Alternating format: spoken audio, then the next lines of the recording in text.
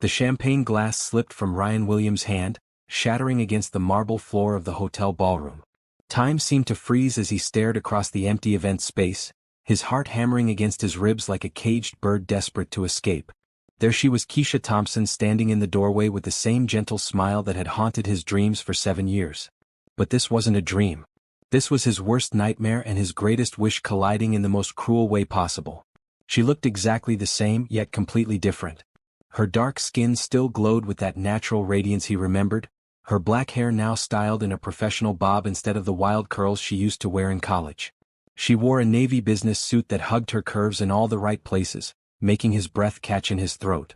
But it was her eyes that stopped him cold, those warm brown eyes that used to look at him like he was her entire world, now guarded and distant. "Hello, Ryan," she said, her voice barely above a whisper as she stepped carefully around the broken glass. "I heard you were the best event planner in Chicago now." Ryan's mouth went dry. 7 years. 7 years since she had walked out of his life without explanation, leaving behind only a note that said she had to go and couldn't tell him why. 7 years of wondering what he had done wrong, of therapy sessions and sleepless nights, of failed relationships because no one could measure up to the memory of her. "Kesha," he managed to say, his voice rough with emotion. "What are you doing here?"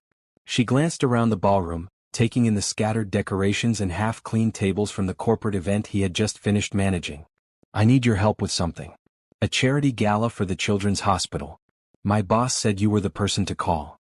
Ryan bent down to pick up the larger pieces of glass, using the moment to compose himself. His hands were shaking, and he hoped she couldn't see how much her presence affected him. "When is it?" 6 weeks from now.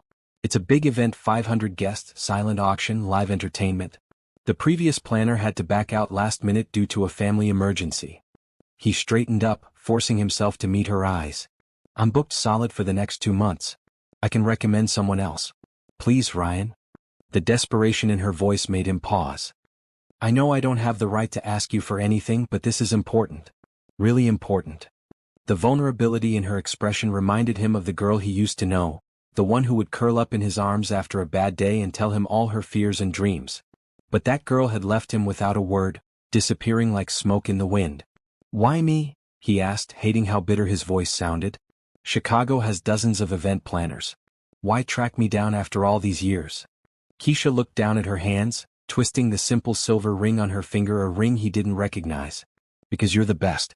And because..." She took a deep breath. "Because I owe you an explanation." Ryan's heart lurched. He had waited 7 years for those words, had imagined this moment countless times. But now that it was here, he wasn't sure he was ready to hear whatever she had to say. "I can't," he said, turning away from her. "I can't do this, Kesha. Not after. My mother is dying." The words hit him like a physical blow. He spun around to face her, seeing the tears she was trying so hard to hold back. "What?" "She has stage 4 pancreatic cancer. The doctors say she has maybe 6 months left." Kesha's voice cracked. "This gala is to raise money for the pediatric wing where she used to work as a nurse. She spent 30 years taking care of sick children, and now I want to do something to honor her while she's still here to see it." Ryan felt his resolve crumbling. Mrs. Thompson had been like a second mother to him in college, always making sure he was eating enough and checking on his studies. She had welcomed him into their small family with open arms, never making him feel like the poor scholarship kid who didn't belong. "I'm sorry," he said softly. "I didn't know she was sick." "How could you?" "I haven't exactly kept in touch." Kesha wiped at her eyes with the back of her hand. "I know I hurt you, Ryan. I know I was a coward for leaving the way I did. But I'm asking you to help me now, not for me but for her. Please." Ryan closed his eyes, feeling the familiar ache in his chest that always came when he thought about their past. He had built a successful business, had a beautiful apartment in downtown Chicago, drove a luxury car, and had more money than he knew what to do with. But none of it had filled the hole that Kesha had left behind. "I'll need to see your budget and timeline," he heard himself saying. "And I'll need a full list of your requirements." The relief on her face was so intense it nearly brought him to his knees. "Thank you. Thank you so much, Ryan." "This is strictly business," he said quickly, more to convince himself than her. "I'll plan your gala, but that's it. Once it's over, we go back to being strangers." Kesha nodded, but he caught the flash of hurt in her eyes before she covered it up. "Of course. Strictly business." As she turned to leave, Ryan called out, "Kesha?" She paused, looking back over her shoulder. For what it's worth, I'm sorry about your mother. She's a good woman. The best, Kesha agreed, her voice thick with emotion. I'll email you the details tomorrow. After she left, Ryan stood alone in the empty ballroom, surrounded by the remnants of someone else's celebration. He pulled out his phone and scrolled to his brother Marcus's contact, thumb hovering over the call button. He should tell Marcus he couldn't set up another blind date this week. Hell, he should tell Marcus he was done playing matchmaker altogether. But he couldn't bring himself to make the call. Not yet. Not when his world had just been turned upside down by the reappearance of the only woman he had ever truly loved. Instead, he began cleaning up the broken glass, piece by piece, trying not to think about how it felt like a metaphor for his heart. Ryan stared at the computer screen, reading Kesha's email for the 10th time that morning. Her words were professional and polite, outlining the details of the charity gala with the efficiency of someone who had clearly done her homework. But between the lines, he could hear her voice, could picture her sitting at her desk, probably biting her lower lip the way she used to when she was concentrating. The Children's Hospital Gala. 500 guests. Silent auction featuring donated items from local businesses and celebrities. Live entertainment including a jazz quartet and a keynote speaker. Budget of $200,000. All proceeds to go toward the new pediatric wing construction. It was the kind of event he could plan in his sleep. He had organized charity galas for the mayor's wife, corporate events for Fortune 500 companies, and society weddings that cost more than most people's houses. But none of those had made his hands shake the way they were shaking now. You look like hell, said his assistant Jordan, setting a cup of coffee on his desk. Jordan Peterson was a 25-year-old college graduate with an eye for detail and a mouth that got him in trouble more often than not. Late night? Something like that, Ryan muttered, finally closing the email. Clear my schedule for this afternoon. I need to do a site visit. For which event? The Children's Hospital Gala. Jordan raised an eyebrow. I thought you turned that down. Said you were too busy. I changed my mind. Must be some charity. Jordan picked up the printed email from Ryan's desk, scanning it quickly. Wait, is this the same Kesha Thompson who used to call you all the time in college? The one whose pictures you still have in that box in your closet? Ryan snatched the paper back. How do you know about that? Dude, I've been working for you for 3 years. I know where you keep everything. Jordan grinned. So this is her? The mysterious ex-girlfriend who broke your heart. She didn't break my heart, Ryan lied. And it's none of your business. Right. That's why you've been single for 2 years and why you spend every Friday night setting up your billionaire brother with random women instead of dating them yourself. Ryan stood up abruptly, grabbing his suit jacket from the back of his chair. I'm going to the hospital. Hold my calls. Ryan, wait. Jordan's voice was suddenly serious. Are you sure about this? I mean, I don't know what happened between you two, but you've been different ever since she left. Maybe some things are better left in the past. Maybe, Ryan said, pausing at the door. But I need to know why she left. I've spent 7 years wondering and I can't keep living with the questions. The Children's Hospital was a sprawling complex on the north side of Chicago, its modern glass facade gleaming in the afternoon sun. Ryan had been here before for a smaller fundraiser last year, but walking through the corridors now felt different. He kept imagining a younger version of Mrs. Thompson in her nurse's uniform, smiling at scared children and their worried parents. He found Kesha in the hospital's conference room, sitting across from a white-haired man in a doctor's coat. She looked up when he entered, and for a moment, their eyes met across the room. The connection was instant and electric, just like it had always been. Dr. Martinez, this is Ryan Williams, the event planner I told you about, Kesha said, standing to make introductions. Ryan, this is Dr. Martinez, the head of pediatrics. Dr. Martinez shook Ryan's hand with the firm grip of someone used to delivering both good news and bad. Mr. Williams, thank you for taking this on. Kesha tells me you're the best in the city. I do my best, Ryan replied, trying to focus on the doctor instead of the way Kesha's perfume filled the small room. It was different from what she used to wear, more sophisticated, more expensive, but it still made his pulse quicken. They spent the next hour going over the details of the gala. Dr. Martinez explained the hospital's needs, showed them architectural plans for the new wing, and shared stories about the children who would benefit from the improved facilities. Ryan found himself genuinely moved by the project, understanding why it meant so much to Kesha. The ballroom at the Fairmont Hotel would be perfect, Ryan said, jotting down notes. It has the capacity you need, and the acoustics are excellent for live entertainment. Plus, their catering department can handle any dietary restrictions. What about decorations? Kesha asked. I was thinking something elegant but not too formal. This is about the children after all. I have some ideas, Ryan said, sketching quickly on his notepad. We could do a garden theme, flowers, soft lighting, maybe some photographs of the children displayed throughout the room. It would be beautiful without being somber. Dr. Martinez nodded approvingly. That sounds perfect. I'll leave you two to work out the details. I have rounds to make. After the doctor left, Ryan and Kesha sat in silence for a moment, the weight of their shared history filling the space between them. You're different, Kesha said finally. 7 years will do that to a person. I meant confident. Successful. You always said you wanted to run your own business, but I wasn't sure you believed you could actually do it. Ryan looked up from his notes, studying her face. You weren't sure about a lot of things, apparently. The barb hit its mark. Kesha flinched, looking down at her hands. I deserved that. Did you? Ryan set down his pen, leaning back in his chair. I still don't understand, Kesha. One day we were talking about moving in together after graduation, and the next day you were gone.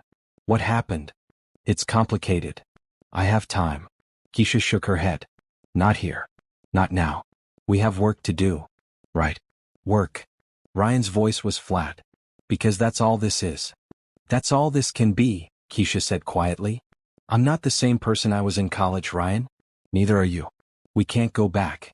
I never said I wanted to go back. I just want to understand why you left. And I'll tell you. Just not today. Kesha gathered her papers, preparing to leave. I'll email you the final guest list by tomorrow. And Ryan? Thank you for doing this. It means more than you know. After she left, Ryan sat alone in the conference room, staring at the architectural plans spread across the table. The new pediatric wing would be beautiful, bright and cheerful, with play areas and family rooms designed to make a scary experience a little less frightening for sick children.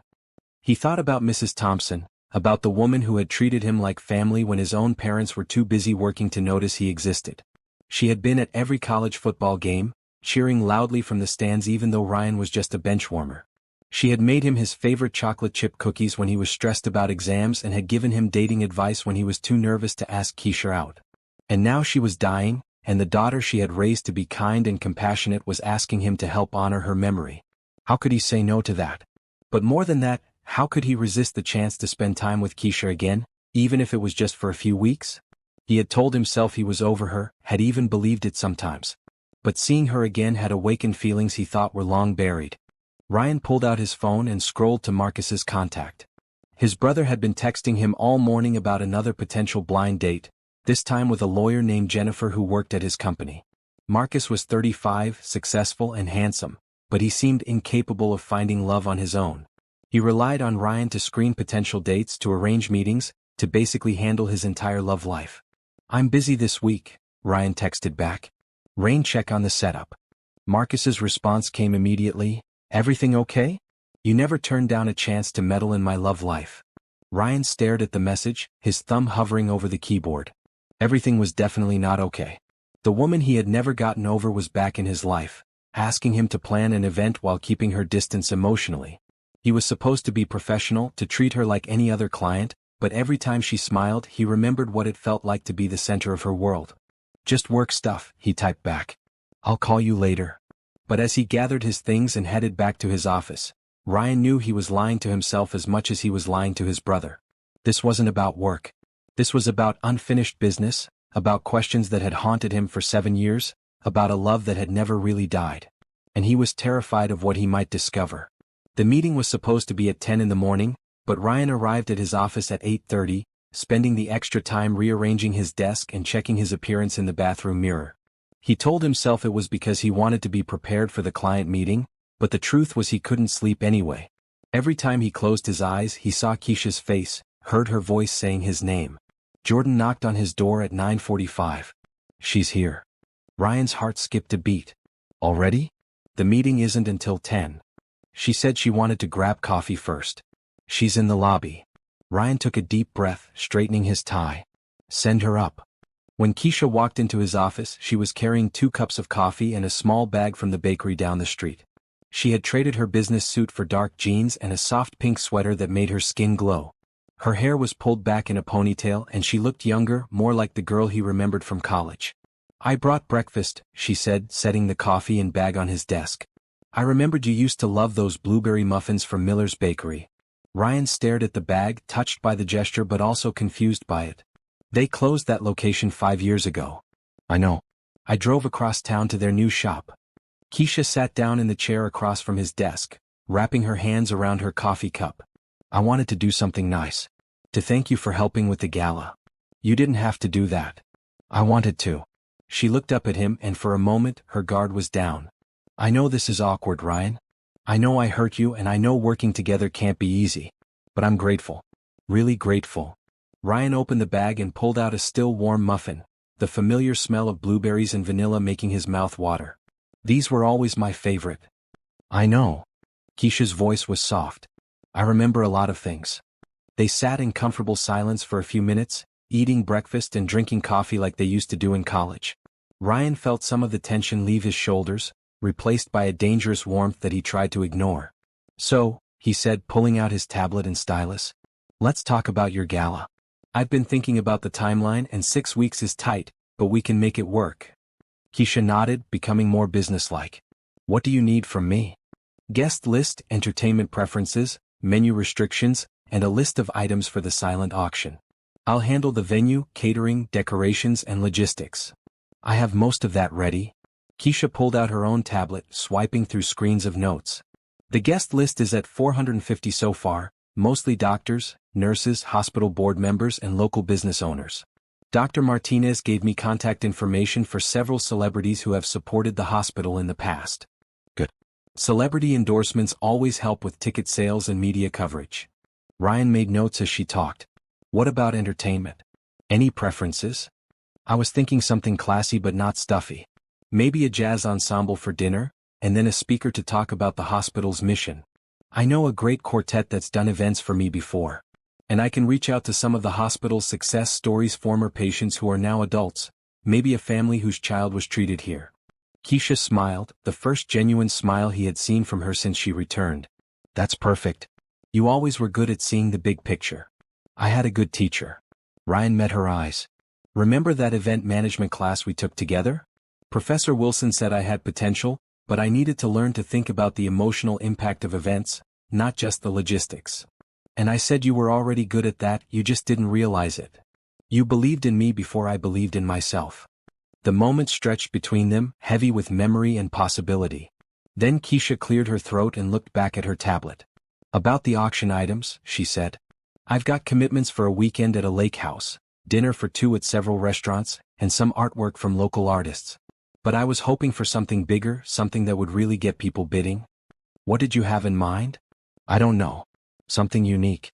Something that would make people feel like they were part of something special." Ryan thought for a moment, then smiled. "What if we get your mom to donate something? A cooking class maybe? I remember she made the best cornbread I've ever tasted." Kesha's face lit up. "She would love that. She's been so worried about being useful while she's going through treatment. Teaching people to cook would make her feel like herself again." It's settled then. "We'll make it the centerpiece of the auction." They spent the next 2 hours going through every detail of the event. Ryan found himself falling back into the easy rhythm they had shared in college, finishing each other's sentences and building on each other's ideas. It was like riding a bicycle, the connection was still there, waiting to be rediscovered. "I should go," Kesha said finally, glancing at her watch. "I have to pick up my mom from her doctor's appointment." "How is she doing?" "Really?" Kesha's expression became guarded again. "Some days are better than others. The chemo makes her tired, but she's fighting. She wants to see this gala happen." "She'll be there?" "If she's feeling up to it. She's excited about the cooking class idea." Ryan walked her to the elevator, trying to think of a reason to make her stay longer. "Kesha, about what you said yesterday about me being different. You're different too." "How so?" "You're more cautious. More careful with your words. In college you used to say whatever you were thinking." Kesha pressed the button for the elevator, avoiding his eyes. "Life has a way of teaching you to be careful." "What happened to you?" Ryan asked gently. "Where did you go when you left school?" The elevator doors opened and Kesha stepped inside. "I went home," she said simply. "I went home and I grew up." As the doors closed, Ryan stood in the hallway more confused than ever. He had expected anger, maybe resentment, but not this careful distance. It was like she was protecting herself from him or maybe protecting him from her. Back in his office, Ryan sat at his desk, staring at the empty muffin wrapper. Jordan knocked and entered without waiting for permission. "So how did it go?" Jordan asked, settling into the chair Kesha had vacated. "Fine. Professional. Uh-huh. And that's why you're sitting here staring at trash with a dopey expression on your face." Ryan crumpled up the wrapper and threw it in the wastebasket. "It's complicated. Love usually is. This isn't about love. It's about closure." Jordan laughed. "Right. Keep telling yourself that. But Ryan, be careful. I've seen you try to get over this woman for 3 years. If she's back in your life, there's got to be a reason. The reason is a charity gala for sick children. Maybe. Or maybe the universe is giving you a second chance." After Jordan left, Ryan turned to his computer and began researching catering options for the gala. But his mind kept wandering to Kesha, to the way she had looked when she smiled, to the careful way she measured her words. Something had happened to her in the years since college, something that had made her afraid to trust him with the truth. He was determined to find out what it was. Marcus Williams stood in front of the floor-to-ceiling windows of his penthouse office, looking out at the Chicago skyline with the satisfaction of a man who had conquered the world by age 35. Williams Industries had started as a small construction company founded by their father, but under Marcus's leadership, it had grown into a multi-billion-dollar empire spanning real estate, technology, and green energy. But for all his success, Marcus had never mastered the art of dating. He was too busy, too focused on work, and frankly, too intimidated by the women who moved in his social circles. That's why he relied on Ryan to screen potential dates, to find women who might be interested in getting to know the man behind the fortune. "Sir?" His assistant, Patricia, knocked on the door. "Your brother is here. Send him in." Marcus straightened his tie, preparing for their weekly lunch meeting. Ryan was the only person who could walk into his office without an appointment, one of the few privileges that came with being family. Ryan entered looking distracted, his usually perfect hair slightly mussed and his tie askew. He carried himself with the confidence of someone who had built his own success, but Marcus could see the tension in his shoulders. "You look terrible," Marcus said, gesturing to the couch near the window. "Late night?" "Something like that." Ryan sat down heavily, running his hands through his hair. "I've been working on a new event. Big charity gala for the children's hospital." "That's great. You love those kinds of events." Marcus studied his brother's face. "So why do you look like someone kicked your dog?" "I don't have a dog." "You know what I mean." Marcus sat down across from him. "What's going on, Ryan? You've been acting strange all week. You canceled our blind date setup, you haven't returned my calls, and now you're here looking like you haven't slept in days." Ryan was quiet for a long moment, staring out at the city below. "Do you remember me talking about someone named Kesha Thompson? Back in college?" Marcus frowned, searching his memory. "The name sounds familiar. Was she the one you were serious about? The one who transferred schools or something?" "She didn't transfer. She just left. Without explanation." Ryan's voice was bitter. "Anyway, she's back. She's the one organizing the charity gala." "Ah." Marcus leaned back, understanding dawning. "And you're working with her?" "I'm planning her event. That's all." "Right. And that's why you look like you've been hit by a truck." Marcus stood up, walking to his desk. "Want my advice? Stay away from her. If she hurt you once, she'll do it again. It's not that simple." "It's exactly that simple." Marcus pulled out his phone, scrolling through his contacts. "There are plenty of other event planners in Chicago. Refer her to someone else and walk away."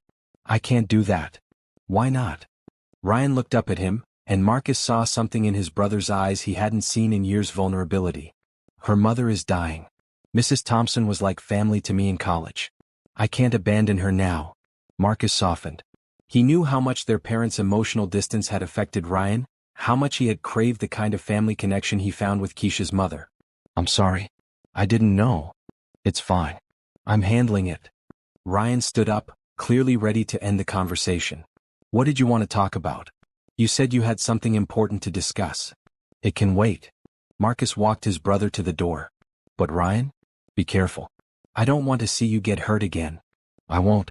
This is just business." But as Marcus watched his brother walk to the elevator, he knew Ryan was lying to himself. The look in his eyes when he said Kesha's name was the same look he had worn in college, the look of a man hopelessly in love.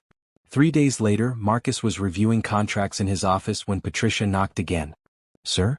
There's a woman here to see you. Kesha Thompson. She says she's working with your brother on the Children's Hospital Gala. Marcus looked up in surprise. Send her in. The woman who entered his office was not what he had expected. She was beautiful, certainly, with warm brown eyes and a smile that seemed to light up the room. But there was something else, a quiet strength, a grace that came from someone who had faced real challenges and emerged stronger. Mr. Williams, thank you for seeing me without an appointment. Kesha extended her hand, her grip firm and confident. I'm Kesha Thompson. I'm working with your brother on the Children's Hospital Gala. Please call me Marcus. And it's my pleasure. He gestured to the sitting area. Can I offer you something to drink? Coffee? Water? Coffee would be great, thank you. Marcus poured 2 cups from the service cart near his desk, studying her as she settled into the chair. She was elegant without being pretentious, professional without being cold. He found himself genuinely curious about her. So, he said, handing her the coffee, how can I help you? I wanted to thank you for the donation to the gala. Your contribution will make a real difference for the children at the hospital. Marcus frowned. I'm sorry, but I think there's been a misunderstanding. I haven't made a donation. Kesha looked confused. But Ryan said Williams Industries was one of our major sponsors. A $50,000 contribution. He did. Marcus felt a surge of irritation. Ryan had committed his company to a major donation without consulting him. I'm sure it was just an oversight. Of course Williams Industries will support the gala. That's very generous of you. Kesha's smile was radiant. The children will benefit so much from your support. Tell me about the hospital, Marcus said, finding himself genuinely interested in the project. What made you decide to organize this gala? Kesha's expression became more serious. My mother worked there for 30 years as a pediatric nurse. She's sick now, and seeing her struggle has made me realize how important it is to support the people who dedicate their lives to helping others. I'm sorry about your mother. Thank you. Kesha's voice was soft. She's fighting hard, but cancer is a tough opponent. This gala is my way of honoring her work and maybe making something good come out of something difficult. Marcus found himself moved by her words. In his world, charity was often just another business transaction, a way to get good publicity and tax write-offs. But Kesha's motivation was purely personal, purely from the heart. Ryan mentioned you two knew each other in college, he said carefully. We did. Kesha's expression became guarded. We were close friends. It's been nice to reconnect. Just friends? Kesha met his eyes directly. That was a long time ago. We're both different people now. Marcus felt something shift inside him. There was pain in her voice when she talked about the past, but also a kind of quiet strength that he found incredibly attractive. He had dated plenty of women who were beautiful and accomplished, but none of them had ever made him feel the way Kesha did in just 20 minutes of conversation. Would you like to have dinner sometime? He heard himself asking. I mean, to discuss the gala further. And maybe to get to know each other better. Kesha hesitated for just a moment, then smiled. I'd like that. Tomorrow night? I know a great restaurant downtown. That sounds lovely. After she left, Marcus sat in his office, staring at the contract he had been reviewing earlier. The numbers on the page meant nothing to him now. All he could think about was Kesha's smile, the way she had talked about her mother, the quiet dignity with which she carried herself. He pulled out his phone and called Ryan. Hey Marcus. What's up? I just met Kesha Thompson. There was a long pause. What do you mean you met her? She came by my office to thank me for the donation. The donation you committed Williams Industries to without asking me. I was going to talk to you about that, Ryan said quickly. I knew you'd want to support the hospital. That's not the point, Ryan. You can't just promise $50,000 without clearing it with me first. You're right. I'm sorry.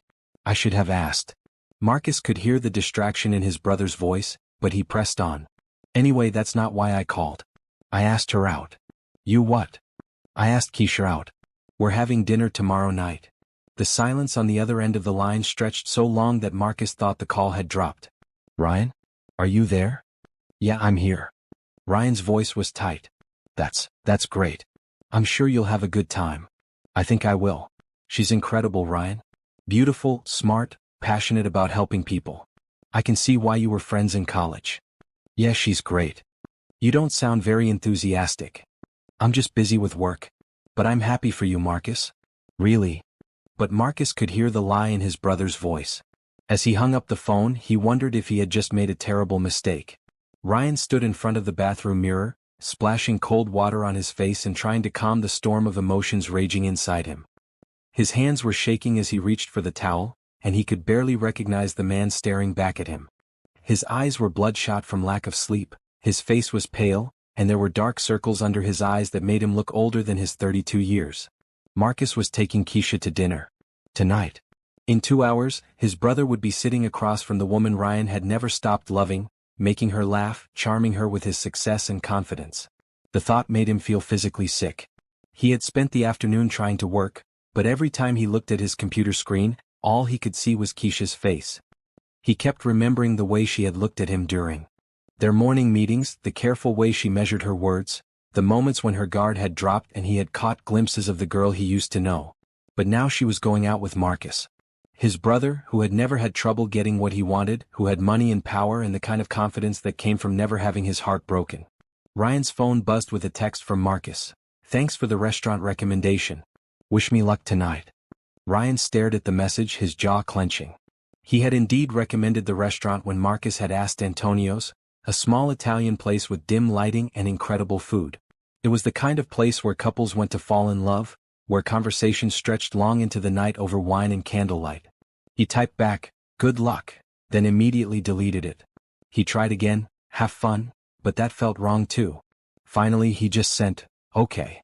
At 7 o'clock, Ryan found himself standing outside Antonio's, telling himself he was just walking by on his way to get dinner somewhere else. But when he saw Marcus's black Mercedes pull up to the curb, his feet wouldn't move. Marcus got out first, looking every inch the successful businessman in his perfectly tailored suit. Then he walked around to open the passenger door and Kesha stepped out. She was wearing a black dress that hugged her curves and fell just below her knees, with a red silk scarf around her neck that brought out the warmth in her dark skin. Her hair was styled in soft waves, and she was wearing the kind of smile that made Ryan's heart skip a beat. Marcus offered her his arm and she took it, laughing at something he said as they walked toward the restaurant entrance. They looked good together, Ryan realized with a sick feeling in his stomach. They looked like they belonged together. Ryan turned and walked quickly in the opposite direction, his hands shoved deep in his pockets. He needed to get away from here, needed to stop torturing himself with images of Kesha falling for his brother's charm. But as he walked, his phone rang. It was Jordan. "Please tell me you're not stalking your ex-girlfriend on her date with your brother," Jordan said without preamble.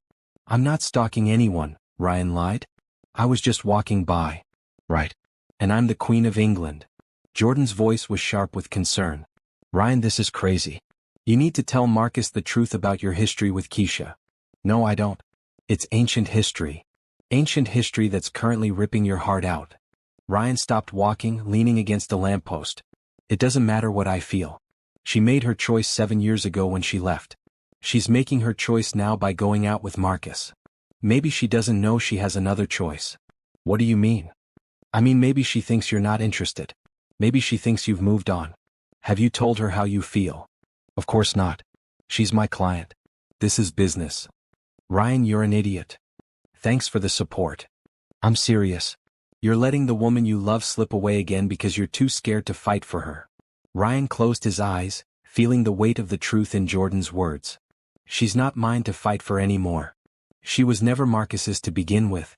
Meanwhile, inside Antonio's, Marcus was doing his best to impress Kesha. He had ordered a bottle of expensive wine, chosen the best table in the restaurant, and was regaling her with stories about his business success. But despite his efforts, he couldn't shake the feeling that her attention was elsewhere. "You seem distracted," he said finally, setting down his fork. "Is everything okay?" Kesha looked up from her barely touched plate of pasta. "I'm sorry. I guess I'm just tired. It's been a long week." "Are you worried about your mother?" "Always." Kesha's expression softened. "But she's been doing better this week. The new medication seems to be helping." "That's good news." Marcus reached across the table and covered her hand with his. "I can't imagine how difficult this must be for you. Some days are harder than others." Kesha didn't pull her hand away, but Marcus noticed she didn't seem to find comfort in his touch either. "I'm sorry I'm not better company tonight." "Don't apologize. I'm just glad you agreed to have dinner with me." They ate in comfortable silence for a while, the soft jazz music filling the space between them. Marcus found himself studying Kesha's face, trying to understand what was going through her mind. She was beautiful, certainly, but there was something else, a sadness in her eyes that made him want to protect her. "Can I ask you something?" he said finally. "Of course. What really happened between you and Ryan in college?" Kesha's fork stopped halfway to her mouth. "What do you mean? I know you said you were friends, but there's more to it, isn't there? He's been acting strange ever since you came back into his life." Kesha set down her fork, her expression becoming guarded. "Ryan and I dated in college. It was serious, but it didn't work out." "What happened?" "I had to leave school. Family problems. I wasn't able to explain at the time, and by the time I could, too much time had passed." Marcus felt a chill run down his spine. "Did you love him?" Kesha met his eyes, and for a moment, he saw the truth there, raw and painful and undeniable. "That was a long time ago. That's not an answer. It's the only answer I can give you." Kesha reached for her purse. "I should go. I have an early morning tomorrow." "Kesha, wait." Marcus stood up as she did. "I'm sorry. I didn't mean to pry." "It's fine. Really." But her smile was forced. "Thank you for dinner. It was lovely." Marcus watched her walk away, her heels clicking on the hardwood floor. He had gotten his answer, even if she hadn't said the words out loud. Kesha Thompson was still in love with his brother, and Ryan was still in love with her. The question was, what was he going to do about it? Outside the restaurant, Kesha stood on the sidewalk trying to catch her breath. The evening air was cool against her skin, and she wrapped her arms around herself, feeling suddenly vulnerable. She had seen Ryan across the street as she and Marcus entered the restaurant. He had been standing under a streetlight, his hands in his pockets, watching them with an expression of such pain that it had nearly brought her to her knees. She had wanted to run to him, to explain everything, to tell him the truth about why she had left. But she couldn't. Not yet. Not when there was still so much at stake. Her phone buzzed with a text from Marcus. "I hope I didn't upset you. You're an incredible woman, and I'd like to see you again." Kesha stared at the message, her heart heavy. Marcus was a good man, successful, kind, generous. Any woman would be lucky to have his attention. But she wasn't any woman. She was a woman who had never gotten over her first love, who had spent 7 years trying to forget a man who still made her heart race with just a glance. She typed back, "Thank you for a lovely evening. I'll call you soon." But as she walked to her car, Kesha knew she wouldn't call. She couldn't keep pretending that her heart wasn't still completely and utterly devoted to Ryan Williams, even if he could never know the truth about why she had left him. Some secrets were too dangerous to share, even with the person you loved most in the world. Ryan couldn't concentrate on anything. It had been 3 days since Marcus's date with Kesha, and his brother had been unusually quiet about how it went. Usually, Marcus would call the next morning with a full report, asking Ryan to help plan the next date or complaining about some incompatibility. But this time there had been nothing but silence. Ryan found himself checking his phone constantly, hoping for a text from Kesha about the gala planning, but also dreading what it might say. Would she mention Marcus? Would she tell him about their date? Would she ask him to step aside so she could focus on building something with his brother? The questions were driving him crazy. He was reviewing vendor contracts in his office when Jordan knocked and entered without waiting for permission. "Okay, I can't take it anymore," Jordan said, flopping into the chair across from Ryan's desk. "You look like a zombie. You've been staring at that same contract for 2 hours. And you've checked your phone approximately 37 times since I've been watching." "I'm fine," Ryan muttered, not looking up from the paperwork. "You're not fine. You're a mess. And you know what? I'm going to do something about it." Ryan looked up in alarm. "What do you mean?" "I mean, I'm going to find out what really happened between you and Kesha 7 years ago. There has to be a reason she left, and I'm going to figure out what it is." "Jordan, no. Don't interfere. Someone needs to. You're too scared to ask and she's too guilty to tell. But I'm not emotionally involved, so I can be objective." "How exactly do you plan to investigate something that happened 7 years ago?" Jordan grinned. "I have my ways. Give me her full name and the year she left college." "Absolutely not." "Fine. I'll just ask Marcus. I'm sure he'd be happy to help his brother's assistant research his new girlfriend's past." Ryan glared at him. "You wouldn't. Try me. Kesha Marie Thompson. She left Northwestern in the spring of 2017. See? That wasn't so hard." Jordan stood up, pulling out his phone. "I'll start with social media and work my way up from there." "Jordan, I'm serious. Don't do anything that could hurt her." "I won't. But Ryan? You deserve to know the truth. and I think she deserves the chance to tell it to you herself. After Jordan left, Ryan tried to focus on his work, but it was impossible. He kept thinking about the last time he had seen Kesha before she disappeared. They had been studying together in the library, planning their summer internships and talking about finding an apartment together for their senior year. She had seemed happy, excited about the future. There had been no sign that she was planning to leave. The next morning he had woken up to find a note slipped under his dorm room door. "I have to go home. I can't explain why, but please don't try to find me. I'm sorry." He had tried calling her, but her phone was disconnected. He had driven to her apartment, but her roommate said she had packed everything and left in the middle of the night. He had even called her mother, but Mrs. Thompson had been evasive, saying only that Kesha had family obligations and wouldn't be returning to school. Ryan had spent the rest of his junior year and all of his senior year wondering what he had done wrong. He had replayed every conversation, every moment they had shared, looking for clues about what had driven her away. But he had never found any answers. His phone rang, interrupting his thoughts. It was Marcus. "Hey, can you meet me for lunch? I need to talk to you about something." "Sure. Everything okay? We'll talk when you get here." An hour later, Ryan found himself sitting across from his brother in the executive dining room of Williams Industries. Marcus looked tired, his usually perfect hair slightly disheveled and his tie loose around his neck. "You look like hell," Ryan said, echoing the words Marcus had used on him a few days earlier. "Thanks for the honesty." Marcus took a sip of his coffee, then set the cup down carefully. "I need to ask you something, and I need you to be straight with me." "Okay. Are you in love with Kesha Thompson?" Ryan felt his stomach drop. "What?" "It's a simple question. Are you in love with her?" Ryan opened his mouth to deny it, then stopped. Marcus was his brother, his best friend, the one person in the world who knew him better than anyone. What was the point of lying? "Yes," he said quietly. "I never stopped loving her." Marcus nodded as if he had expected the answer. "And she's in love with you. You don't know that." "I do know that. I asked her about you at dinner the other night." She tried to deflect, but I could see it in her eyes. "She's as crazy about you as you are about her." Ryan felt a surge of hope, followed immediately by confusion. "Then why did she go out with you?" "I don't know. But I think it has something to do with why she left college." Marcus leaned forward. "Ryan, what really happened 7 years ago? And don't tell me you don't know, because I can see it in your face. You've been carrying this around for years." Ryan rubbed his temples, feeling a headache building. "I honestly don't know. She was there one day, gone the next. She left a note saying she had to go home, but she wouldn't tell me why. Her mother wouldn't tell me anything either." "And you never tried to find out?"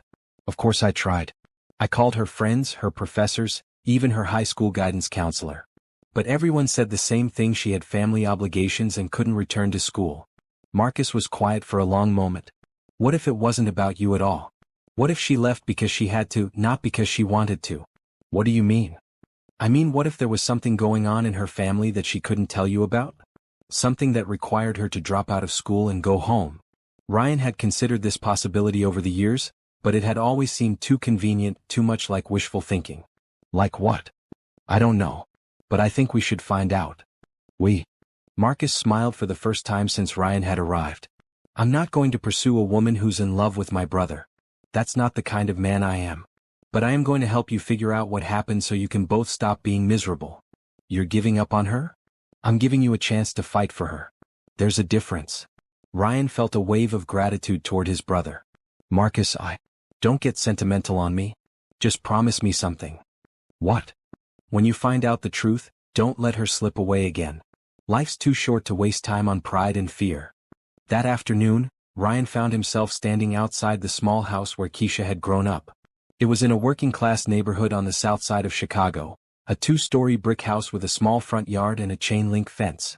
The address had been in the phone book and he had driven here on impulse, not really sure what he hoped to accomplish.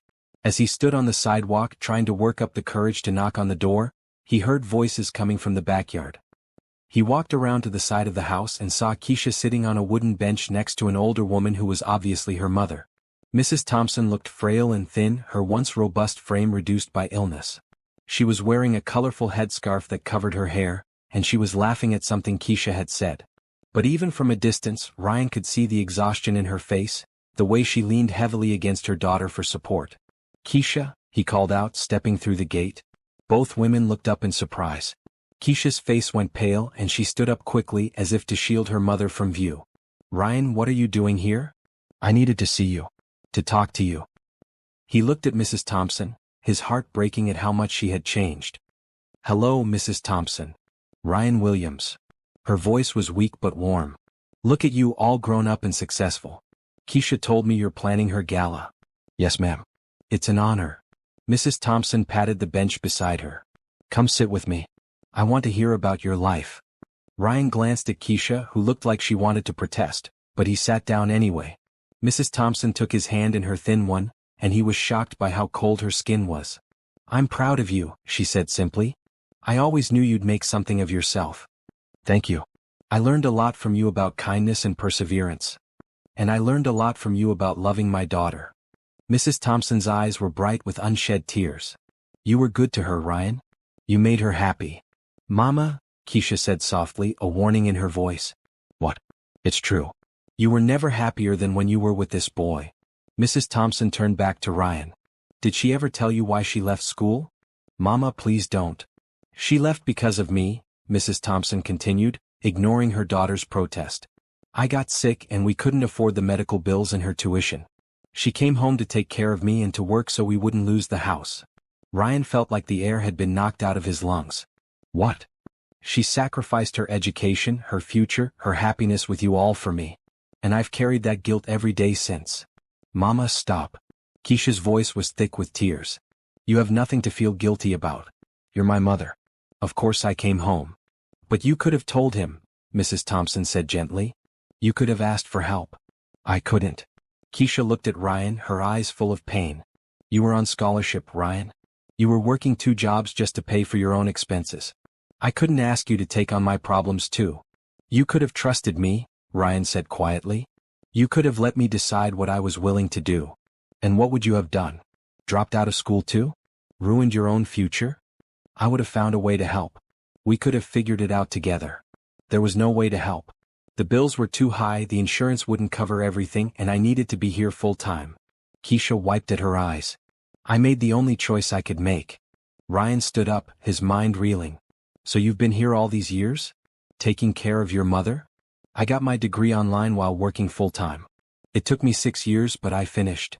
Kesha's voice was proud despite her tears. "I work for a nonprofit now, helping families navigate the medical system. It's not what I planned, but it's meaningful work."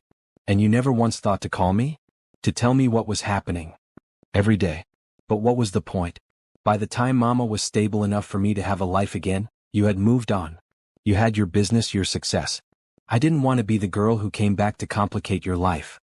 "You wouldn't have been complicating anything. You would have been completing it." The three of them sat in silence for a moment, the weight of 7 years of misunderstanding hanging heavy in the air. Finally Mrs. Thompson spoke. "I'm dying, Ryan. The doctors say I have a few months at most. I don't want to leave this world knowing that my illness destroyed my daughter's chance at happiness." "Mama, you didn't destroy anything." "I did.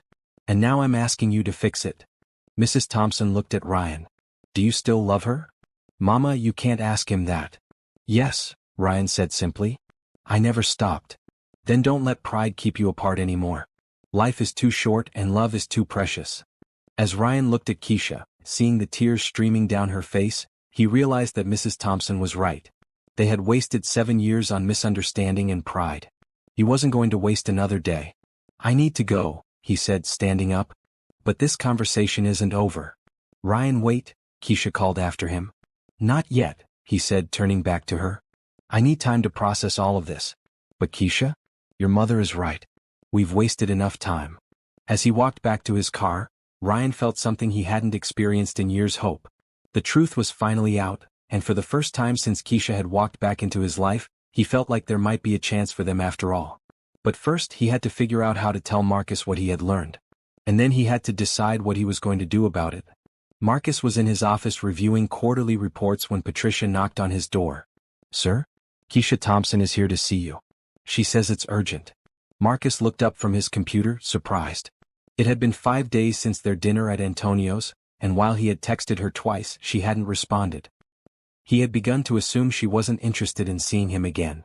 "Send her in," he said, quickly closing his laptop and straightening his tie. When Kesha entered, Marcus could see immediately that something was wrong.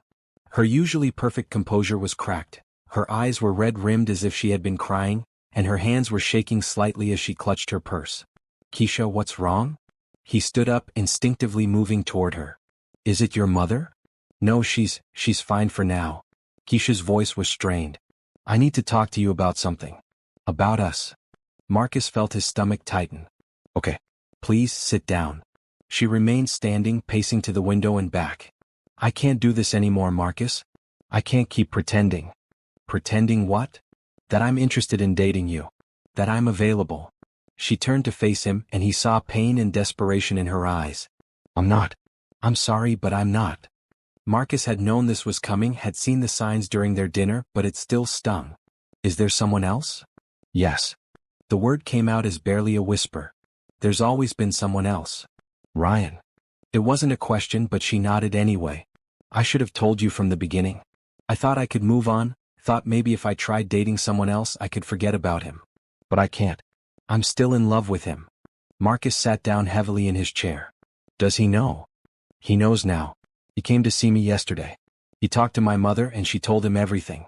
About why I left college, about the medical bills, about all of it. And nothing. He left without saying much. I haven't heard from him since." Marcus studied her face, seeing the raw vulnerability there. "What do you want me to do?" "I don't know. I don't have the right to ask you for anything. I should have been honest from the beginning." "Kesha, sit down. Please." She finally sank into the chair across from his desk, her shoulders shaking with suppressed sobs. "I'm so sorry, Marcus. You're a good man, and you deserve someone who can give you their whole heart. But I can't. Mine belongs to someone else." "I know," Marcus said gently. "I've known since our dinner. I could see it in your eyes when you talked about him." "Then why didn't you say anything?" "Because I was hoping I was wrong. Because I liked you and I thought maybe I could make you forget about him." Marcus leaned forward. "But I can't compete with a love that's lasted 7 years. I never meant for this to happen. When I asked Ryan to help with the gala, I thought I was over him. I thought I could work with him professionally and keep my feelings separate. But you couldn't." "No. The first time I saw him again it was like no time had passed at all. All the feelings came flooding back." Marcus was quiet for a long moment, processing what she had told him. "Can I ask you something?" "Of course." "Why did you agree to go out with me? If you knew you were still in love with Ryan, why did you say yes?" Kesha's face crumpled. "Because I thought it was hopeless. I thought he would never forgive me for leaving. And because..." She took a shaky breath. "Because I needed your help." "What kind of help?" "My mother's medical bills. The new treatment she needs isn't covered by insurance. It costs $30,000 and I don't have that kind of money." Marcus felt like he had been punched in the stomach. "You were going to use me." "I thought about it. I'm ashamed to admit it, but I thought about it." Kesha looked up at him with tears streaming down her face. "I thought maybe if I could make you care about me you might be willing to help. But I couldn't do it. I couldn't use you like that. Even if it meant saving your mother's life? Even then. It wouldn't have been fair to you and it wouldn't have been honest." Marcus stood up and walked to the window, looking out at the city skyline. He thought about his own mother, who had died of cancer when he was 25. He remembered the desperation he had felt, the way he would have done anything to save her. He understood exactly what Kesha was going through. "The $30,000, he said without turning around. "Does Ryan know about it?" "No. He knows about the medical bills from when I was in college, but he doesn't know about the current treatment." "Are you going to tell him?" "I don't know. I don't want him to think I'm asking for money." Marcus turned back to her. "What if I gave you the money? No strings attached, no expectations. Just help from one person to another." "I can't accept that. Not after what I just told you." "Why not?" "Because it wouldn't be right. You'd be paying for my mother's treatment so I could be with your brother. How is that fair to you?" Marcus smiled sadly. "Maybe it's not fair. But it's the right thing to do." "I don't understand." "Kesha, I've been successful in business because I know how to recognize a good investment. And real love is the best investment there is." "Marcus, I can't." "You can and you will. Not for me, not for Ryan, but for your mother. She deserves the chance to fight." "Why would you do this?" "Because I lost my mother to cancer and I know what it's like to feel helpless. And because I care about you, even if you can't love me back." Kesha broke down completely then, sobbing into her hands. Marcus came around the desk and knelt beside her chair, offering her his handkerchief. "There's one condition," he said gently. "What?" "You have to tell Ryan everything. About the money, about why you really agreed to go out with me, all of it. No more secrets. He'll hate me. He'll understand.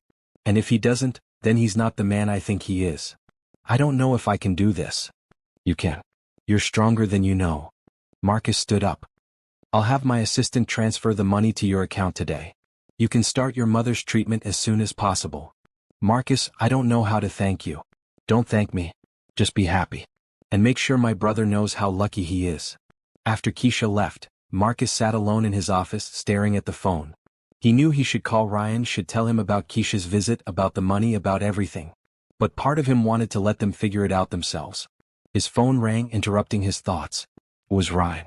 "Marcus, I need to talk to you. Can you meet me?" "Sure." "Where?" "The park near your office. I'll be on the bench by the fountain."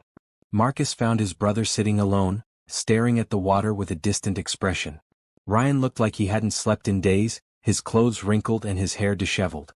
"You look terrible," Marcus said, sitting down beside him. "I feel terrible. I found out why Kesha left college." "And?" "She left to take care of her mother. The medical bills were too high, and she couldn't afford both tuition and treatment.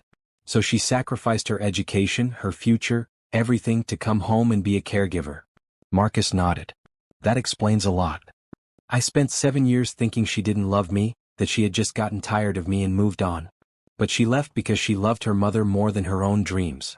And now I don't know what to do. I love her, Marcus. I never stopped loving her. But I don't know if we can get past all the hurt and misunderstanding." "Have you told her how you feel?" "I haven't talked to her since yesterday. I needed time to process everything." Marcus was quiet for a moment, then said, "She came to see me today." Ryan looked up sharply. "What did she say?" "She told me she's in love with you. She said she's always been in love with you and she can't pretend otherwise anymore." "She said that?" "She also told me something else. Something you need to know." Marcus told Ryan about Kesha's mother's current condition, about the experimental treatment, about the money. He watched his brother's face go through a range of emotions: surprise, anger, hurt, and finally, understanding. "She was going to use you," Ryan said finally. "She thought about it. But she couldn't go through with it. And you're giving her the money anyway." "I am." "Why?" Marcus looked at his brother, seeing the pain and confusion in his eyes. "Because sometimes doing the right thing isn't about what's fair. It's about what's necessary." "I don't understand." "I understand what she's going through, Ryan. I know what it's like to watch someone you love die and feel helpless to stop it. I know what desperation feels like." Ryan was quiet for a long moment. "What do I do now?" "You go to her. You tell her you love her. You figure out how to build a future together. What if she can't get past the guilt?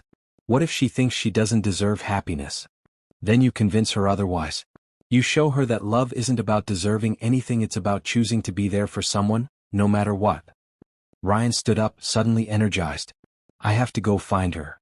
She's probably at the hospital with her mother." "Marcus," Ryan turned back to his brother. "Thank you. For everything. Don't thank me yet. Just don't screw this up."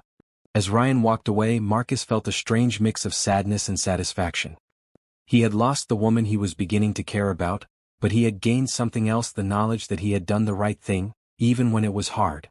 And maybe that was enough. Ryan found Kesha in the hospital cafeteria, sitting alone at a small table with an untouched cup of coffee growing cold in front of her. She looked exhausted, her eyes red-rimmed and her shoulders slumped as if she were carrying the weight of the world. When she saw him approaching, she straightened up, trying to compose herself. "Ryan," she said softly, "I didn't expect to see you here. I talked to Marcus." He sat down across from her without being invited. "He told me about your visit to his office. About the money." Kesha's face went pale. "Ryan, I can explain." "Can you?" "Because I'm trying to understand how the woman I thought I knew could even consider using my brother like that." The harshness in his voice made her flinch. "It wasn't like that." "Then tell me what it was like. Tell me how you could go out with Marcus while you were supposedly still in love with me." Kesha looked around the cafeteria, aware that other people were starting to stare. "Can we please not do this here?" "Where then?" "Your house, where you can have your mother run interference again." "No, we're doing this now." "Fine." Kesha's voice was barely above a whisper. "You want the truth?" The whole ugly truth. I want something real from you. For once. She took a shaky breath. I was desperate. My mother needs this treatment and I don't have $30,000. I thought maybe if I could make Marcus care about me he might be willing to help. So you used him. I thought about it. But I couldn't do it. Tears started streaming down her face. I went to his office today to break things off, to tell him I couldn't see him anymore because I'm still in love with you. Ryan felt some of his anger deflate. And he gave you the money anyway. Yes. Even after I told him I was using him, even after I broke his heart, he still offered to help. That's the kind of man your brother is. And what kind of woman are you? The question hung in the air between them like a slap. Kesha stared at him, her mouth slightly open as if she couldn't believe he had said it. What kind of woman am I? She repeated slowly. I'm the kind of woman who dropped out of college to take care of her sick mother. I'm the kind of woman who worked 3 jobs to pay medical bills. I'm the kind of woman who sacrificed everything she wanted for the person she loved most in the world. You could have asked for help. From who? From you? You were struggling to pay for your own school. From my friends? They were all rich kids who had never worked a day in their lives. From my father, who abandoned us when I was 10. Kesha's voice was rising and several people turned to look at them. Who exactly should I have asked, Ryan? You could have trusted me. To do what? Drop out of school with me? Ruin your future too? To love you enough to find a solution. There was no solution. Kesha slammed her hand on the table, making her coffee cup rattle. Don't you understand? There was no fairy tale ending where we both got what we wanted. Someone had to make a sacrifice, and I chose to make it myself rather than ask you to make it too. Ryan stared at her, seeing the pain and exhaustion in her face. So you made the decision for both of us. Yes, I did. And I'd do it again. Even knowing how much it hurt me? Even knowing that. Kesha wiped at her eyes with the back of her hand. Because I loved you too much to watch you throw your life away for me. That should have been my choice to make. And this is mine. I chose to leave rather than burden you with my problems. I chose to work 3 jobs rather than ask for help. I chose to go out with your brother rather than tell you I was still in love with you. And I choose to accept his help now because my mother's life is more important than my pride. Ryan leaned back in his chair, feeling deflated. So where does that leave us? I don't know. Kesha's voice was barely audible. I know you hate me now. I don't hate you. You should. I hurt you, I left you, and now I've hurt your brother too. I'm exactly the kind of person you should stay away from. Kesha. No, let me finish. I know I don't deserve your forgiveness. I know I don't deserve another chance. But I need you to know that leaving you was the hardest thing I've ever done. Not a day has gone by that I haven't regretted it. Then why didn't you come back? When your mother got better, when you finished school, why didn't you try to find me? Because by then you had moved on. You had your business, your success, your life. I didn't want to complicate that. You wouldn't have been complicating anything. Wouldn't I? You were happy, Ryan. I could see it in the articles about your company, in the photos from events you planned. You were successful and confident and everything I always knew you could be. Why would I come back and mess that up? Ryan looked at her for a long moment. You want to know the truth about my success? About my happiness? What do you mean? I built that business to forget about you. I worked 18-hour days so I wouldn't have time to think about what I'd lost. I dated other women trying to find someone who could make me feel the way you did. I threw myself into work because it was the only thing that didn't remind me of you. Ryan. I was never happy, Kesha. I was successful, sure. I was wealthy and respected and everything society says a man should be. But I was never happy. Not for one single day since you left. Kesha covered her face with her hands, her shoulders shaking with sobs. I'm so sorry. I'm so sorry. I know you are. But sorry doesn't give us back 7 years. I know. And sorry doesn't fix the fact that you still don't trust me enough to let me help you. It's not about trust. Then what is it about? It's about protecting you. It's about not wanting to be the woman who drags you down, who becomes a burden you have to carry. Ryan reached across the table and took her hands, pulling them away from her face so he could look at her. Do you really think so little of me? Do you really think I'm so weak that loving you would destroy me? No, I think you're strong enough to sacrifice everything for the people you love. And I think I love you too much to let you do that. That's not your decision to make. It's the only decision I can live with. They sat in silence for a moment, both of them crying now. Ryan felt like his heart was breaking all over again, but this time it was different. This time he understood why she had left, even if he didn't agree with it. What happens now? He asked finally. I don't know.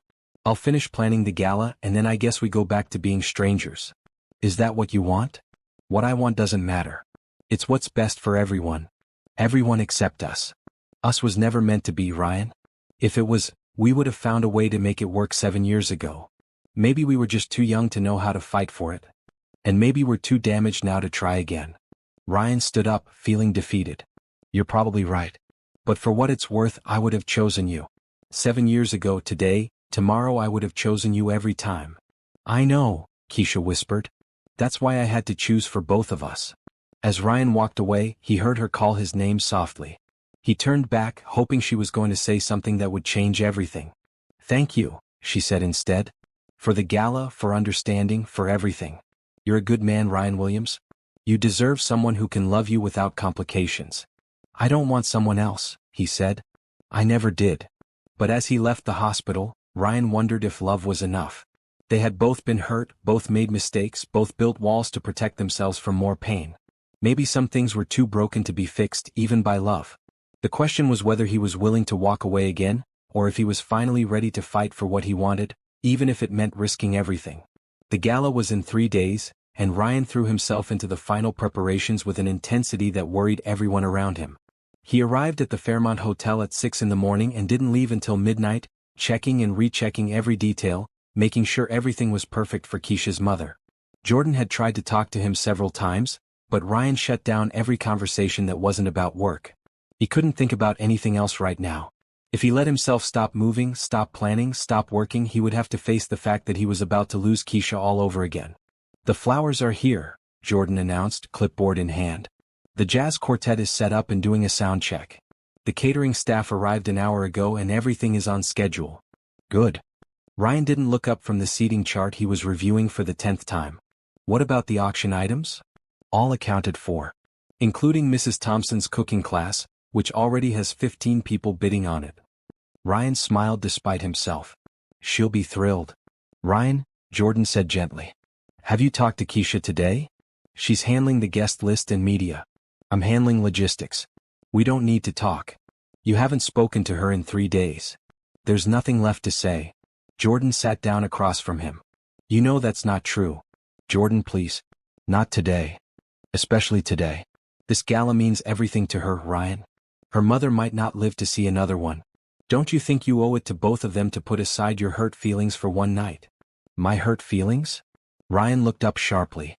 Is that what you think this is about? Isn't it? This is about the fact that the woman I love would rather accept money from my brother than trust me enough to ask for help.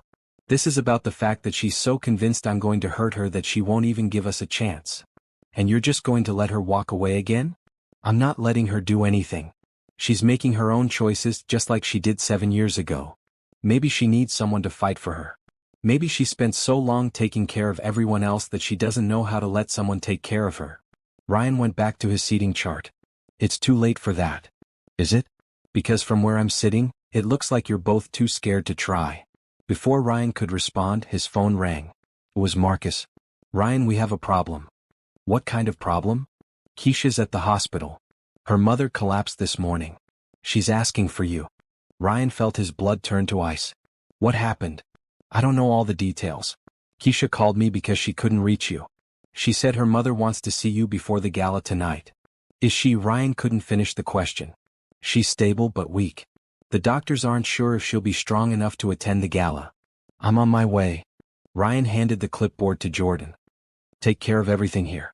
Don't let anything go wrong. Where are you going? To do what I should have done 3 days ago. The hospital felt different this time. Instead of the bustling energy of a working day, there was a quiet urgency that made Ryan's stomach clench with anxiety.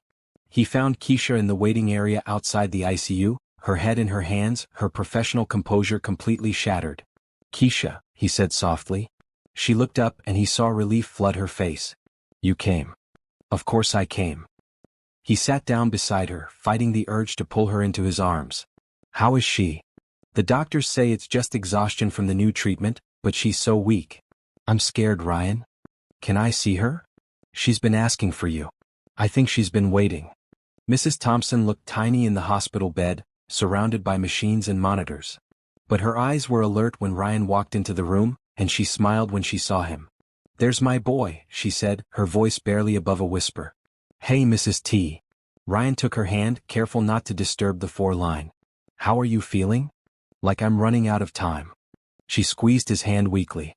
"That's why I needed to see you. The gala is tonight. Everyone's going to be there to honor you. I don't care about the gala. I care about my daughter." Ryan glanced toward the door where Kesha was standing just outside, giving them privacy but staying close enough to hear. "She loves you, you know," Mrs. Thompson continued. "She's loved you every day for 7 years." "I know. And you love her."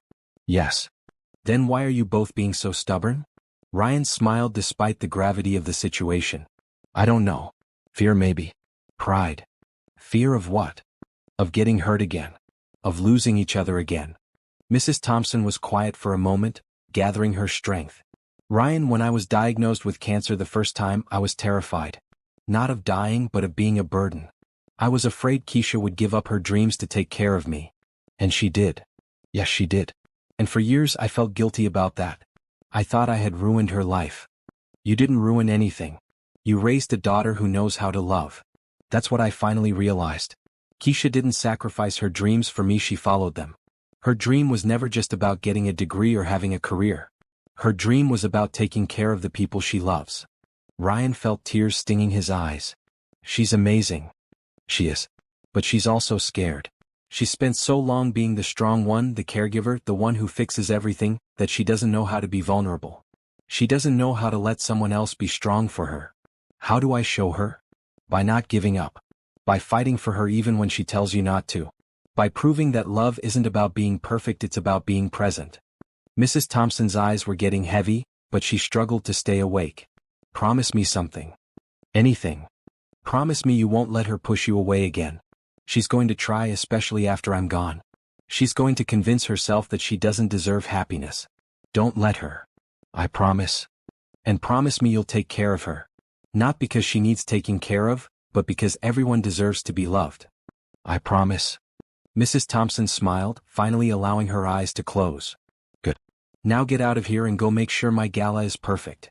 Ryan stood to leave, then turned back. "Mrs. T. Ma'am, thank you. For everything.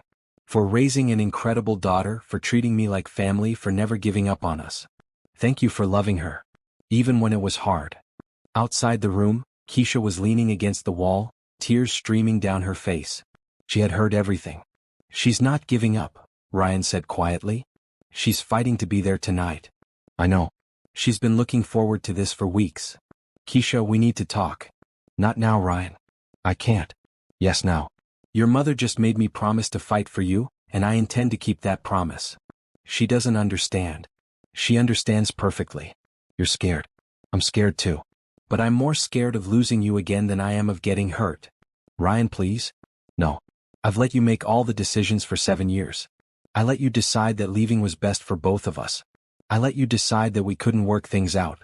I even let you decide that dating my brother was somehow better than giving us another chance. But I'm not going to let you decide that we don't deserve to be happy. You don't understand the complications. I understand that life is complicated. I understand that love doesn't fix everything. But I also understand that some things are worth fighting for." Kesha was crying harder now. "What if it doesn't work? What if we try and it all falls apart again? Then at least we'll know we tried. At least we won't spend the rest of our lives wondering what if." "I'm scared, Ryan." "I know. So am I. But I'd rather be scared with you than safe without you." For a moment, Kesha looked like she might say yes. Ryan could see the hope in her eyes, the longing she had been trying so hard to hide. But then she shook her head. "I can't. Not now. Not with everything that's happening with my mother. Your mother is the one who told me to fight for you. She's not thinking clearly. The medication." "Kesha, stop. Just stop making excuses and tell me the truth. Do you love me?" "That's not fair." "Do you love me?" "Yes." The word came out as a sob. "Yes, I love you. I've loved you every day for 7 years. But love isn't enough, Ryan. Love doesn't pay medical bills or fix broken families or guarantee happy endings." "You're right. Love doesn't guarantee anything. But it's a pretty good place to start." Before Kesha could respond, a nurse appeared in the doorway. "Miss Thompson? Your mother is asking for you." Kesha wiped her eyes and straightened her shoulders, transforming back into the composed professional. "I'll be right there." She turned to Ryan. "The gala starts in 4 hours. We both have work to do. This conversation isn't over." "Yes, it is. After tonight, after the gala is over and my mother is stable, I'm going back to my life and you're going back to yours. And if I don't want to go back to my life without you, then you'll have to find a way to want to." As she walked into her mother's room, Ryan stood in the hallway feeling more determined than ever. Mrs. Thompson was right, Kesha was going to try to push him away. But he had made a promise to a dying woman, and he intended to keep it. Tonight, at the gala they had planned together, he was going to fight for the woman he loved. And this time he wasn't going to let her run away. The Fairmont Hotel ballroom looked like something out of a fairy tale. Soft white lights twinkled from the ceiling like stars, and elegant floral arrangements in shades of pink and white adorned every table. The silent auction items were displayed along the walls, and a jazz quartet played softly near the small stage where the evening speakers would address the crowd. Ryan stood at the back of the room watching the guests arrive. Doctors and nurses from the hospital mingled with business leaders and local celebrities, all united in their support for the pediatric wing. It should have been one of his proudest professional moments. The event was flawless, exactly what Kesha had envisioned. But all he could think about was the empty chair at the head table where Mrs. Thompson was supposed to sit. "She's not coming, is she?" Jordan appeared at his elbow, his voice gentle. "The doctors won't let her leave the hospital. She's too weak." "I'm sorry. I know how much this meant to her. It's not over yet." Ryan checked his watch. "The evening is just beginning." Across the room he spotted Kesha near the registration table, greeting guests with a smile that didn't reach her eyes. She had changed into a stunning navy blue dress that complemented her skin tone perfectly, and she moved through the crowd with professional grace. But Ryan could see the exhaustion in her posture, the way she held herself too carefully, as if one wrong move might make her fall apart. Dr. Martinez approached the microphone, and the room gradually quieted. "Good evening, everyone, and welcome to the Children's Hospital Gala. Tonight, we gather to honor someone very special, Eleanor Thompson, a nurse who dedicated 30 years of her life to caring for sick children." A slideshow began on the screens around the room, showing pictures of Mrs. Thompson throughout her career. There she was as a young nurse, fresh out of school and eager to make a difference. There she was holding newborn babies, comforting scared children, celebrating with families whose children had recovered. Ryan watched Kesha's face as the photos played. She was trying to maintain her composure, but he could see her tears threatening to spill over. Without thinking, he began walking toward her. "Mrs. Thompson couldn't be with us tonight," Dr. Martinez continued, "but her daughter Kesha is here to accept this honor on her behalf." Kesha looked panicked as Dr. Martinez gestured for her to come to the stage. She hadn't prepared a speech. They had expected her mother to be there to speak for herself. Ryan saw her freeze, overwhelmed by the moment and the emotions of the day. "Ladies and gentlemen," Ryan heard himself saying as he took the microphone from Dr. Martinez, "I'd like to say a few words about Eleanor Thompson." The room turned to look at him, but Ryan's eyes were on Kesha. She looked grateful but confused, wondering what he was going to say. "7 years ago," Ryan began, "I was a college student struggling to figure out my place in the world. I was lucky enough to know Eleanor Thompson through her daughter, and she welcomed me into her home like I was family. She taught me that success isn't measured by what you achieve, but by how you treat the people around you." He paused, looking directly at Kesha. "She also taught me about sacrifice, about putting the people you love before your own needs, even when it's hard. Even when it costs you everything you thought you wanted." Kesha's eyes widened as she realized he was talking about her as much as her mother. "But the most important thing Eleanor Thompson taught me," Ryan continued, "is that love isn't just a feeling. It's a choice.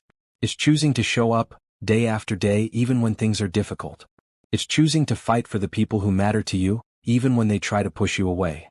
The room was completely silent now, hanging on his every word. But Ryan only cared about the woman standing at the back of the room, tears streaming down her face. Eleanor Thompson made that choice every day for 30 years in this hospital. She chose to care, to hope, to fight for children who couldn't fight for themselves. And she raised a daughter who makes that same choice every day, a daughter who is brave enough to sacrifice her own dreams to take care of the people she loves. Ryan set down the microphone and walked off the stage, moving through the crowd toward Kesha. The guests parted to let him through, sensing that they were witnessing something important. "Ryan," Kesha whispered when he reached her. "What are you doing?" "I'm making a choice," he said loudly enough for the nearby guests to hear. "I'm choosing you, Kesha. I'm choosing us. I'm choosing to fight for what we have, even if you're too scared to fight for it yourself. Ryan, not here. Yes, here. Right here, in front of all these people who loved your mother and who care about you. He took her hands in his. I love you, Kesha Thompson. I've loved you for 7 years, and I'm not going to waste another day pretending that I don't. But the complications. There will always be complications. Your mother's illness, my business, Marcus, money, fear, there will always be something trying to keep us apart. But I don't care anymore. I care about you. The guests around them had stopped pretending to look away. They were openly watching now, some of them with tears in their eyes, all of them invested in the outcome of this very public declaration. I can't ask you to take on my problems, Kesha said quietly. You're not asking. I'm volunteering. I want your problems, Kesha. I want your fears and your responsibilities and your complicated family situation. I want all of it because it comes with you. What if my mother doesn't get better? What if the treatment doesn't work? Then we'll face that together. What if I'm not brave enough to trust you? Then I'll wait until you are. What if? Ryan silenced her with a kiss, right there in the middle of the ballroom in front of 500 guests. When they broke apart, the room erupted in applause. No more what ifs, he said against her lips. No more running away. No more making decisions for both of us based on fear. Okay, Kesha whispered. Okay. Okay, what? Okay, I'll try. I'm terrified, but I'll try. Ryan pulled her close, holding her tight as the guests continued to applaud. That's all I'm asking for. Just try. Dr. Martinez returned to the microphone, his voice thick with emotion. I think it's safe to say that Eleanor Thompson would be very proud of both her daughter and this young man tonight. Love like this, the kind that endures, that fights, that chooses hope over fear, is exactly what we're celebrating here. The auction began after that, with bidding that far exceeded expectations. Mrs. Thompson's cooking class went for $5,000 to a local restaurant owner who wanted to learn her secret cornbread recipe. By the end of the evening, they had raised over $400,000 for the pediatric wing, twice their original goal. But Ryan barely noticed the professional success. He was too busy watching Kesha, seeing her gradually relax as the evening went on, seeing her smile become genuine again. They worked together seamlessly, just as they had in college, finishing each other's thoughts and anticipating each other's needs. We should go check on your mother, Ryan said as the last guests were leaving. Together? Together. They found Mrs. Thompson awake and alert, propped up in her hospital bed and eager to hear about the gala. Did people bid on my cooking class? She asked immediately. $5,000, Kesha said, kissing her mother's forehead. A restaurant owner wants to learn your cornbread recipe. Good.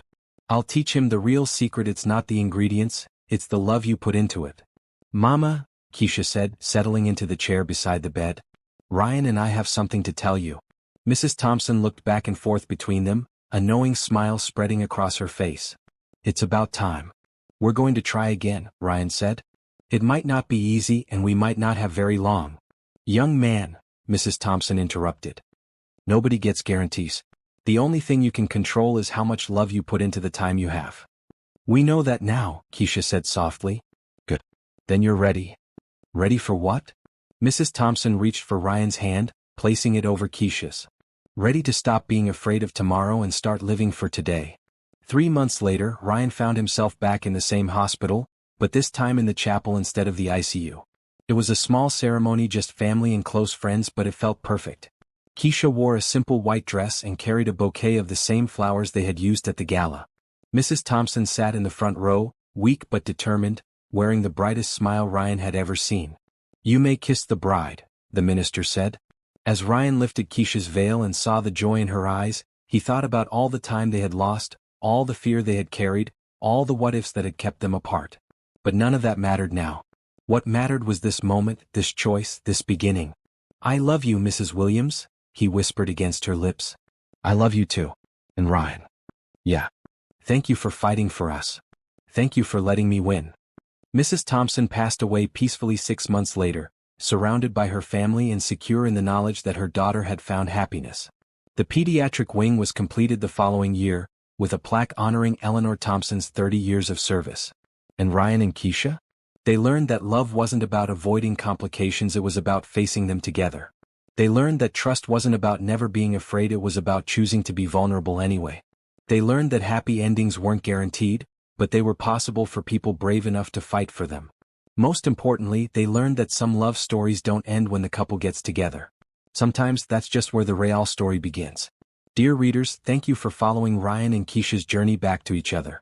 Love stories like theirs remind us that it's never too late to fight for what matters most.